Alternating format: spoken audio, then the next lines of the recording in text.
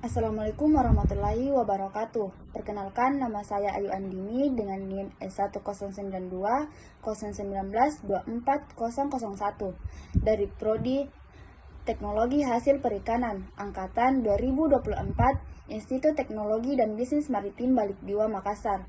Baik, di dalam video ini saya akan memberikan beberapa materi tentang kimia dasar, yang dimana yang pertama yaitu definisi ilmu kimia dalam teknologi hasil perikanan.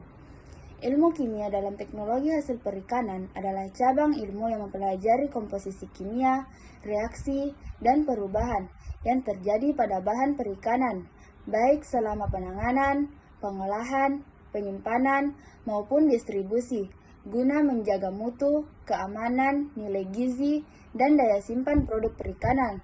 Adapun 5 contoh ilmu kimia dalam kehidupan sehari-hari terkait teknologi hasil perikanan.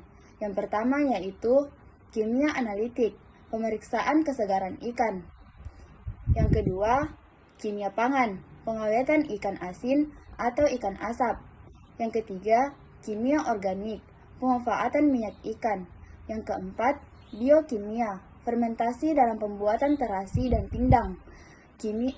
Yang kelima, kimia lingkungan, pengelolaan limbah pengolahan ikan. Poin kedua yaitu berikut adalah penjelasan hubungan ilmu kimia dengan 3 bidang penting yaitu kesehatan, energi dan lingkungan, serta material polimer. Bagian A yaitu ilmu kimia dengan bidang kesehatan dan pengobatan. Hubungannya, ilmu kimia berperan penting dalam memahami struktur dan reaksi senyawa biologis, serta dalam pengembangan obat, diagnosis penyakit, dan proses metabolisme tubuh. Adapun beberapa contohnya yaitu yang pertama, sintesis obat-obatan, misalnya antibiotik, vaksin, dan kemoterapi. Yang kedua, uji laboratorium darah dan urin, misalnya analisis kimiawi zat dalam tubuh. Yang ketiga, formulasi suplemen gizi dan vitamin. Yang keempat, penggunaan radioisotop dalam diagnosis. Bagian B yaitu ilmu kimia dengan bidang energi dan lingkungan. Hubungannya, kimia mempelajari proses konversi energi serta reaksi kimia yang berdampak pada lingkungan, sehingga penting dalam pengembangan energi bersih dan pengendalian polusi. Adapun beberapa contohnya yaitu yang pertama, pengembangan baterai dan sel bahan bakar. Yang kedua, produksi bioenergi dari biomasa. Yang ketiga, penanganan limbah berbahaya. Yang keempat, pengukuran kualitas udara dan air.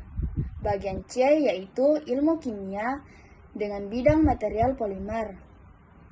Hubungannya yaitu kimia mempelajari struktur dan sintesis polimer, yaitu senyawa dengan rantai panjang yang digunakan dalam berbagai industri modern. Adapun beberapa contohnya yaitu pembuatan plastik, karet, dan nilon. Yang kedua, produksi bioplastik dari bahan terbarukan. Yang ketiga, polimer dalam alat medis, misalnya benang jahit, bedah yang bisa terurai. Yang keempat, pelapis bahan panas atau bahan isolator dalam elektronik. Poin ketiga yaitu atom adalah unit dasar materi yang terdiri dari proton, neutron, dan elektron. Atom adalah bagian terkecil dari suatu unsur kimia yang masih memiliki sifat unsur tersebut. Yang keempat, teori atom Dalton. John Dalton 1966 sampai 1844, seorang ilmuwan asal Inggris, mengemukakan teori atom pertamanya pada awal abad ke-19, tahun 1803. Teorinya merupakan dasar dari pemahaman modern tentang struktur materi. Adapun pokok-pokok teori atom Dalton. Yang pertama yaitu atom adalah partikel terkecil dari suatu unsur yang tidak dapat dibagi lagi atau tidak dapat diciptakan atau dimusnahkan. Yang kedua, atom dari unsur yang sama memiliki massa dan sifat yang identik. Yang ketiga, atom dari unsur yang berbeda memiliki massa dan sifat yang berbeda. Yang keempat, atom-atom dapat bergabung membentuk senyawa dengan perbandingan bilangan bulat dan sederhana. Yang kelima, reaksi kimia adalah penggabungan, pemisahan, atau penataan ulang atom-atom, tetapi atom itu sendiri tidak berubah. Poin kelima yaitu teori atom J.J. Thomson. John Thomson 1856 sampai 1840 mengembangkan model atom setelah penemunya terhadap elektron.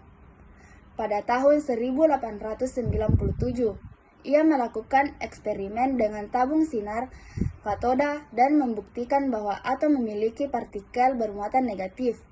Adapun pokok-pokok teori atom Thomson. Yang pertama yaitu atom terdiri dari partikel bermuatan positif yang tersebar merata seperti adonan. Yang kedua, di dalam bermuatan positif itu terdapat elektron bermuatan negatif yang tertanam seperti kismis dalam roti. Yang ketiga, atom bersifat netral karena jumlah muatan positif dan negatif seimbang. Poin keenam yaitu teori atom Ernest Rutherford.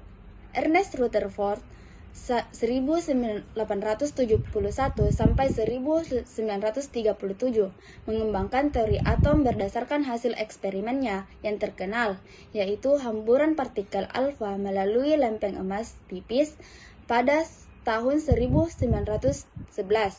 Adapun pokok-pokok teori atom Rutherford, yang pertama yaitu atom sebagai besar berupa ruang kosong.